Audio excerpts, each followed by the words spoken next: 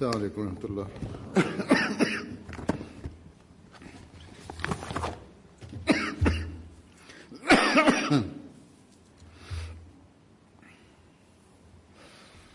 أشهد أن لا إله إلا الله وحده لا شريك له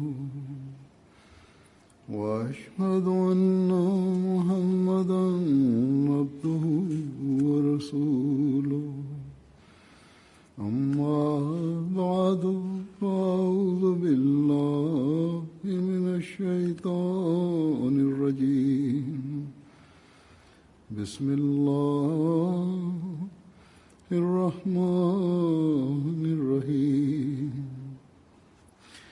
الحمد لله رب العالمين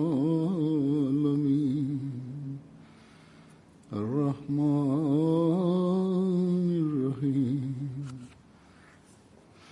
مالك يوم الدين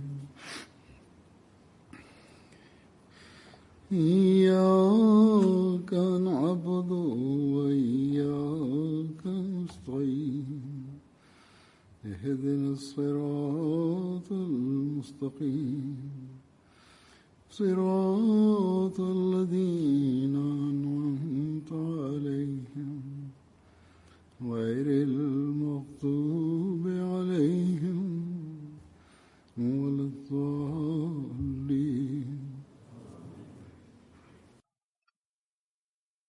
L'Espagne est certes un pays occidental, mais l'Espagne est considérée comme l'un des pays les plus faibles économiquement en Europe.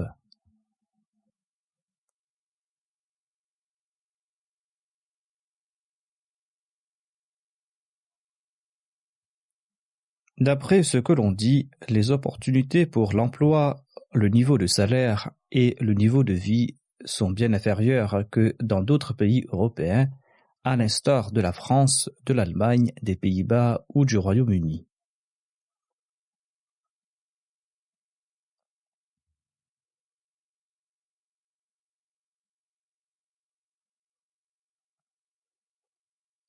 Cependant, la situation économique de l'Espagne est meilleure qu'au Pakistan pour ceux qui immigrent du Pakistan.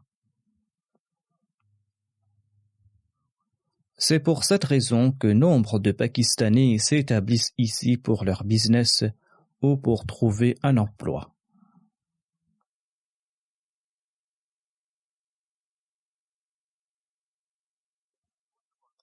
Les Ahmadis, quant à eux, ils immigrent du Pakistan pour deux raisons.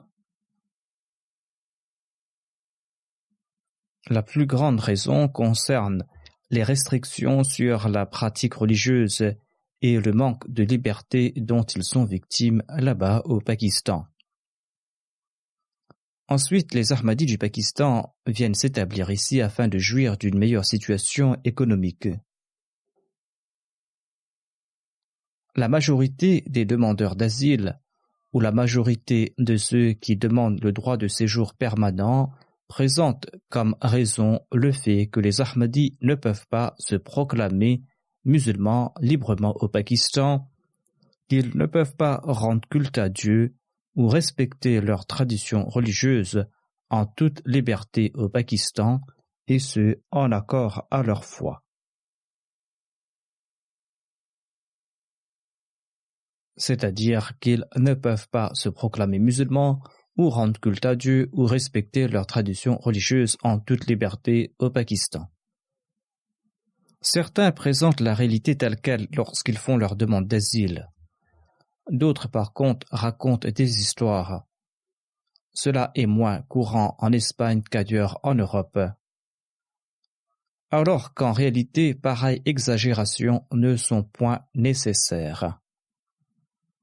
En maintes occasions, j'ai expliqué que si l'on dit la vérité, et si l'on présente la persécution religieuse subie par les Ahmadis au Pakistan, en soulignant que vivre dans une telle situation est en soi une torture mentale permanente,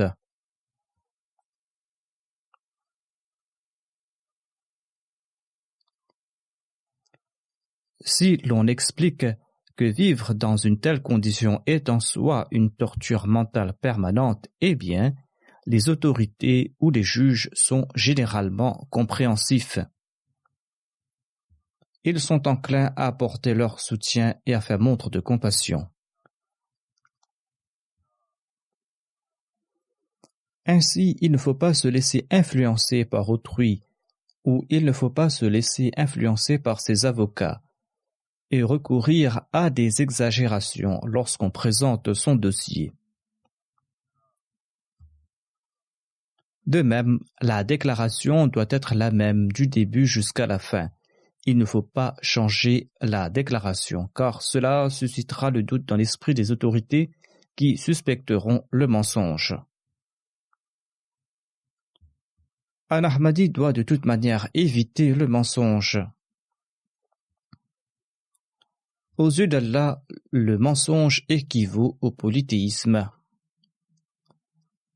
Et il ne sied pas à un Ahmadi de s'adonner au polythéisme.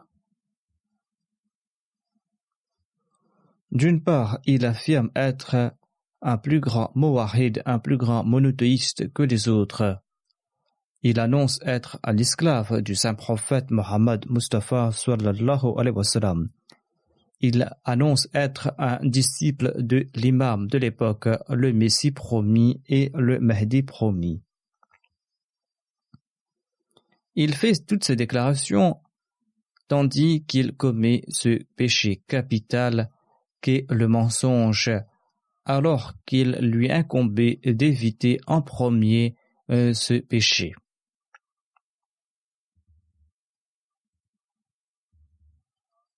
À cet égard, tout Ahmadi doit accomplir son analyse de conscience. N'est-il pas aux yeux d'Allah un fiefé pécheur en tentant de profiter indûment des biens terrestres, ou en perpétrant d'autres actions qui font qu'il est considéré par Allah comme un fiefé pécheur?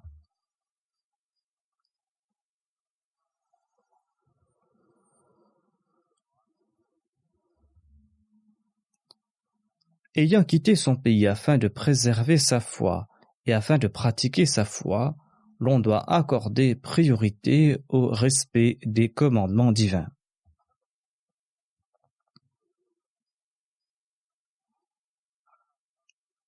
En ayant accepté l'Ahmadiyya, c'est-à-dire l'islam véritable, nous devons nous demander quelles sont nos réelles priorités et quelles sont les priorités que nous nous sommes données.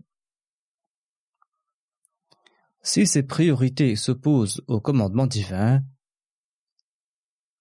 eh bien, en ce cas, nous n'aurons pas atteint l'objectif de notre émigration. Si nos priorités sont conformes au commandement divin, eh bien, nous aurons atteint l'objectif de notre émigration et en ce cas, nous serons récipiendaires des faveurs divines.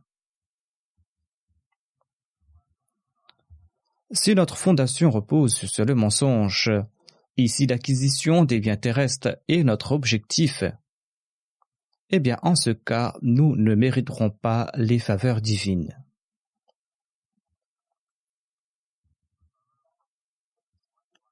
Les monothéistes qui rendent culte à Dieu ne s'adonnent jamais au polythéisme.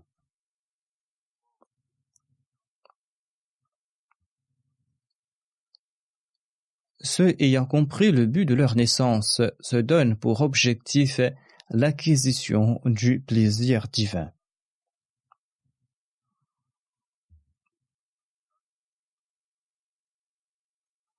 Sachons que notre but n'est pas l'acquisition des biens terrestres ou le fait de s'adonner au plaisir de ce bas monde. Ceci n'est point l'objectif d'un véritable croyant.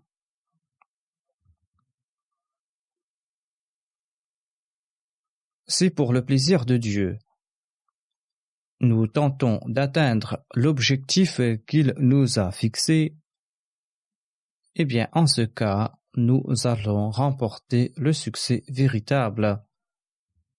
Et en ce cas, nous allons atteindre le but réel de notre existence.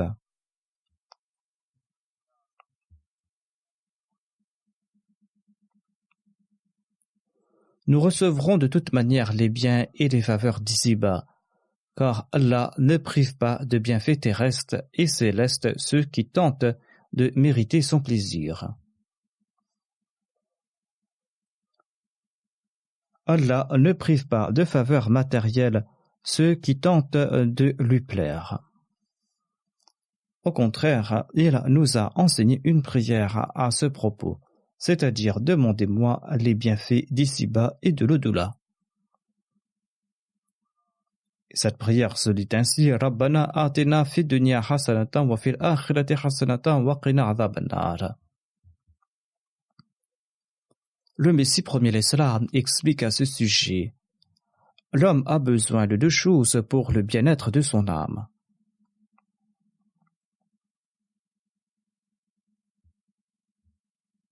Primo, il a besoin d'une vie courte sur cette terre, ainsi que la protection contre les malheurs, les violences et les épreuves d'ici-bas. Deuxièmement, il a besoin de la protection contre la turpitude et d'autres maladies spirituelles, autant de choses qui l'éloignent de Dieu. L'homme n'a que deux besoins. Tout d'abord, la protection contre les malheurs et les maladies physiques et la protection contre les malheurs et les maladies spirituelles. Il doit tenter de s'en prémunir.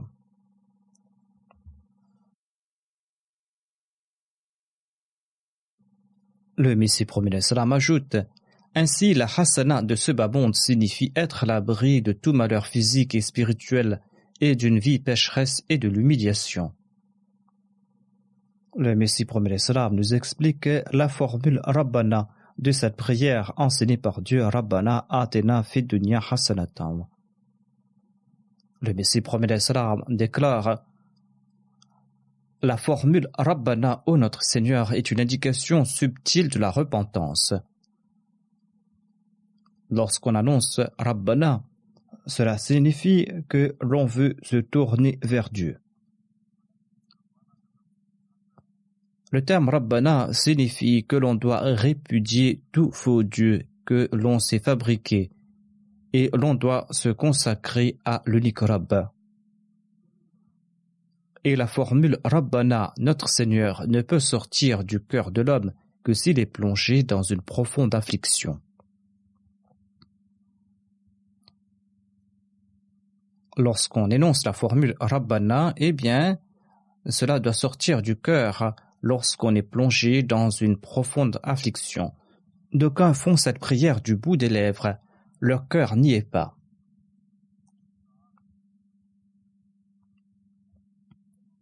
Celui qui supplie Dieu sincèrement pourra en réalité énoncer la formule Rabbana.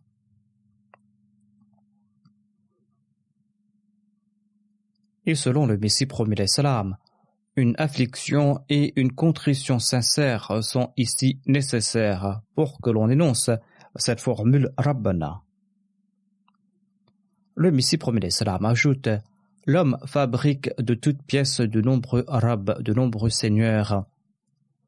S'il place une entière confiance en ses ruses et ses subterfuges, eh bien, ceux-là se transformeront en son Rabb.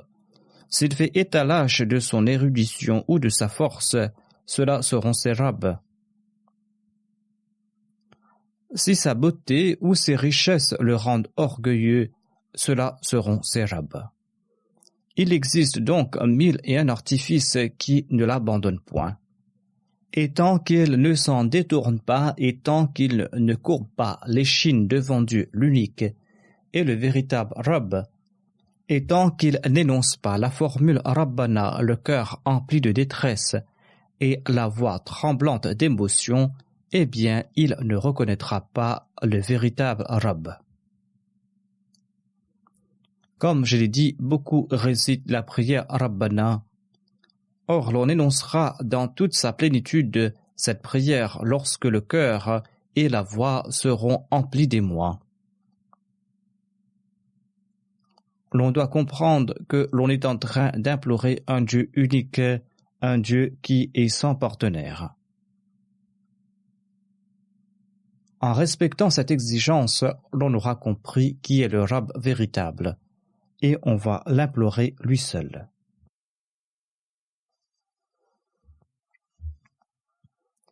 Le Messie premier l'Islam ajoute: envahi par un grand désarroi, le croyant doit se présenter le cœur contrit à son Seigneur, avouant ses péchés et lui adressant les paroles Rabbana, c'est-à-dire tu étais l'unique et le vrai Rabb. Mais je m'étais fourvoyé et j'ai erré ici et là.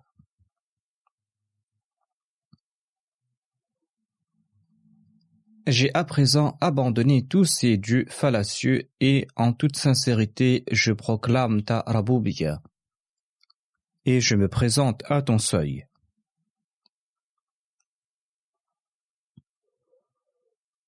Le Messie premier l'Islam souhaitait que nous nous prosternions devant Dieu et que nous lui rendions culte et que nous comprenions l'objectif de notre existence.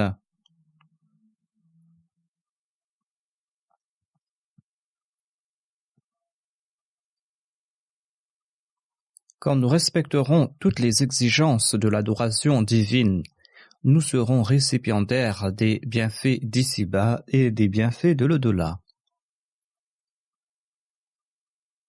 Voire nous devons demander les bienfaits d'ici-bas afin de recevoir les bienfaits de l'au-delà. C'est en jouissant d'une bonne santé que l'on pourra rendre culte à Dieu comme il se doit. La santé fait partie des bienfaits de ce bas monde. C'est en possédant une bonne santé que l'on pourra rendre culte à Dieu.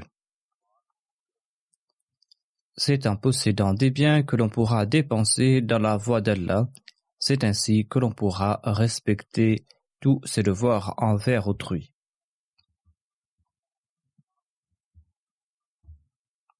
N'oublions pas ce principe important. Nous pourrons respecter toutes les exigences du culte divin quand nous tenterons d'atteindre l'objectif de notre création, fixé par Dieu l'exalté lui-même.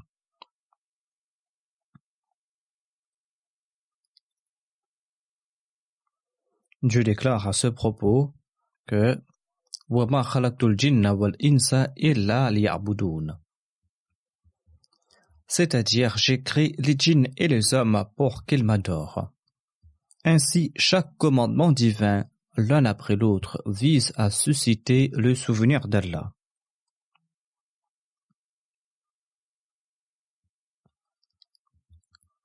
Toutes ces actions visent à nous rappeler la personne d'Allah.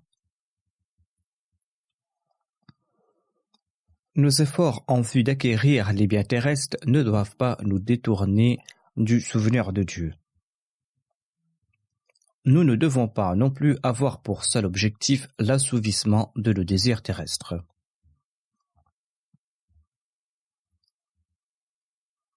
Le Messie premier l'Islam déclare: Allah affirme qu'il a créé les djinns et les hommes afin qu'ils le reconnaissent et afin qu'ils l'adorent.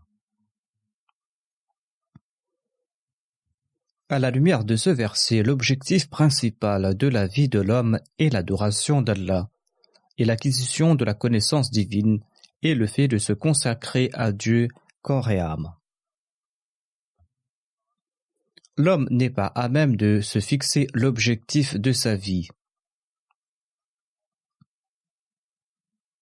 Il n'est pas à même de se fixer l'objectif de sa vie car il ne vient pas en ce monde de son propre gré et il ne le quitte pas non plus de son propre gré. L'homme n'est qu'une créature et son créateur l'a doté de facultés supérieures comparées aux autres créatures.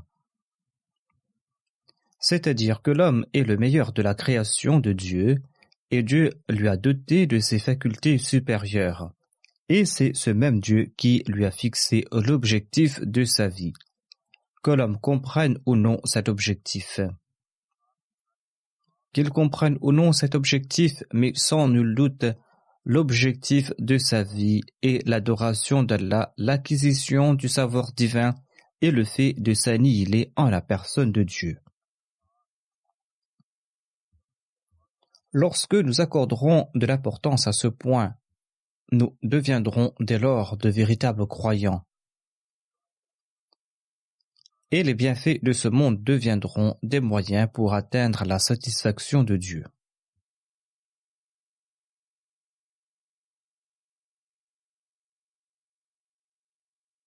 les facultés intellectuelles de l'homme, ses capacités physiques, sa bonne situation financière, toutes ces nouvelles inventions de cette époque, tout cela ne doivent pas détourner l'homme de ses préceptes et de ses enseignements divins. La santé, l'argent, les facultés intellectuelles, l'éclat de ce monde qui nous entoure,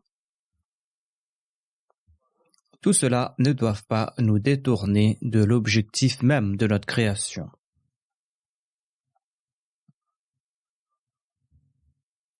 Comme je l'avais mentionné, la plupart des Ahmadis sont venus dans ces pays pour des raisons religieuses. Ils se sont établis ici car il leur était interdit de pratiquer leur religion dans leur pays d'origine. Il faut toujours garder cela à l'esprit. Les Ahmadis déclarent que conformément à la prophétie du saint prophète Mohammed sallallahu alayhi wa sallam, après une longue période des ténèbres, le soleil de l'islam devait se lever de nouveau à l'époque du Messie premier d'Islam. Et le Messie premier d'Islam a été suscité afin de sortir les musulmans des ténèbres pour les ramener vers la lumière et vers ses véritables enseignements, des enseignements qui sont exempts d'innovation. Le Messie premier d'Islam devait aussi transmettre le bel enseignement de l'islam aux non-musulmans. Avec leur arrivée dans ces pays, il incombe à présent à chaque Ahmadi d'essayer de remplir cette grande responsabilité. Dans chaque ville, là où se trouvent des Ahmadis, ils doivent informer leur entourage à propos des véritables enseignements de l'islam. Les actes, les qualités morales, le niveau d'adoration de l'Ahmadi doivent attirer l'attention des autres sur lui. En plus de distinguer les Ahmadis des autres, cela permettra d'ouvrir des portes pour l'établir auprès des populations locales. Tous les Ahmadis doivent avoir conscience qu'ils ont une très grande responsabilité. Cette responsabilité est que tout d'abord, ils doivent comprendre l'objectif de la création et ils doivent aussi attirer l'attention des autres à propos de l'objectif de leur existence. Il faut informer le monde que les bienfaits d'ici-bas qui ont été créés par Dieu ne visent pas à éloigner les gens de Dieu. Au contraire, ces bienfaits sont là pour attirer les gens vers Dieu. Ainsi donc, il faut user de ces bienfaits à bon escient, sinon on court vers la destruction. 4 ou 5 ans de cela, le monde n'imaginait pas qu'il avancerait de façon aussi dangereuse vers cette destruction, où le monde n'était pas prêt d'accepter ce fait. Aujourd'hui, les circonstances sont totalement différentes. La raison pour laquelle ce monde avance vers cette destruction se trouve dans le fait que l'Occident pense que son progrès matériel le protégera de cette destruction. Et même s'il y a d'éventuels dégâts, il pourra les combler. Mais ceux qui pensent en ces termes se trompent. Lorsque les conséquences dévastatrices des guerres s'abattront, si jamais elles se battent, bien qu'il existe des États qui sont stables économiquement, ces États et ces pays, dans un premier temps après la guerre, tenteront de se rétablir de nouveau. Les pays européens les moins stables connaîtront des conséquences encore plus dévastatrices.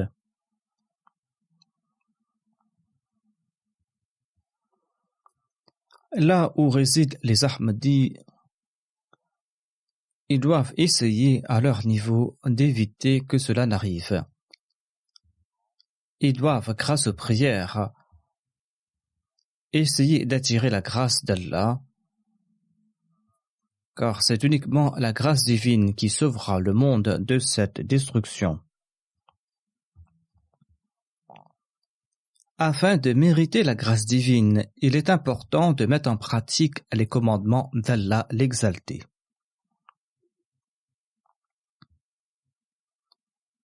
On peut mériter sa grâce en se prosternant devant son seuil. Chaque Ahmadi doit avoir à l'esprit que le simple fait d'accepter le Messie premier l'Islam ne lui permettra pas d'être récipiendaire des bienfaits de ce monde et des bienfaits de l'au-delà, ni que cette acceptation en soi le sauvera du châtiment du feu.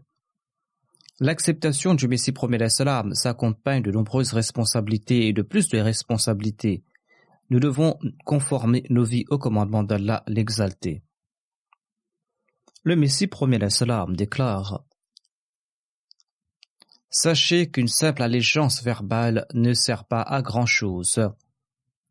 Ce rite ne plaît pas à Allah tant que l'on ne respecte pas son esprit. Sinon, ce serment d'allégeance sera un simple rituel. D'où l'importance d'atteindre l'objectif principal de la bay'a. Quel est l'objectif principal du serment d'allégeance? C'est le fait de respecter les exigences de la taqwa, de méditer sur l'essence du Saint-Coran et de traduire ses préceptes dans la pratique. De simples paroles ne plaisent pas à Allah l'Exalté. Pour mériter le plaisir divin, il est essentiel de respecter ses commandements et il est essentiel d'éviter ses interdits. Il faut éviter toute chose que Dieu a interdite. De toute façon, l'on constate aussi que l'homme non plus n'est jamais satisfait par des paroles superficielles, mais il est satisfait par des services qu'on lui rende. La différence entre un vrai musulman et un faux musulman est que le faux musulman se contente de vains discours et il n'accomplit rien. Le vrai musulman, quant à lui, passe à l'action et il ne fait pas de vains discours. Quand Dieu constate que son serviteur lui rend culte, quand il constate que son serviteur fait preuve de bienveillance à l'égard de ses créatures, eh bien, il lui envoie ses anges et il démarque le vrai musulman du faux musulman, tout comme il l'a promis. Ainsi, il incombe à chacun d'entre nous de s'évertuer à être un véritable musulman. Nous devons profiter des faveurs de ce monde afin de mériter les faveurs de l'au-delà.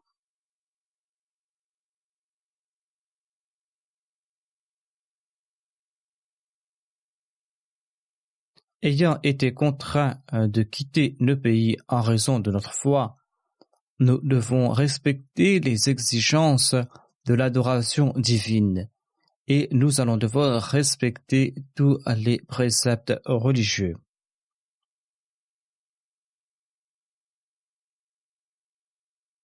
Qu'Allah nous en accorde l'opportunité à nous tous.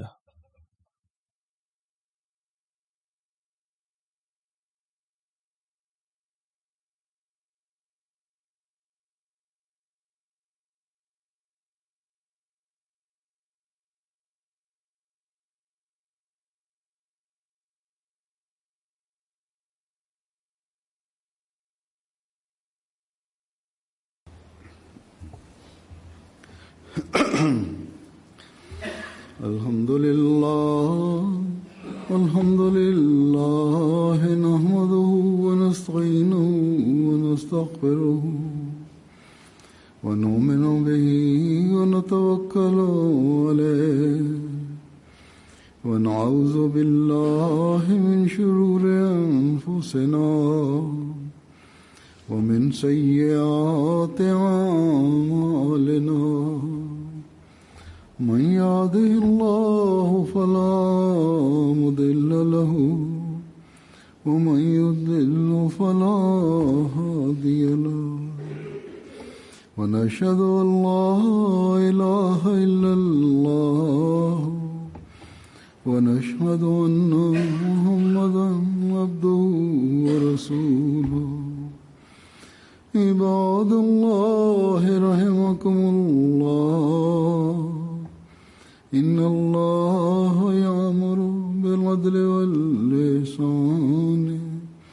وإيتاء ذي القربى وينهى عن الفحشاء والمنكر والبغي يعظكم لعلكم تذكرون اذكروا الله يذكركم وادعوه يستجب لكم ولذكر الله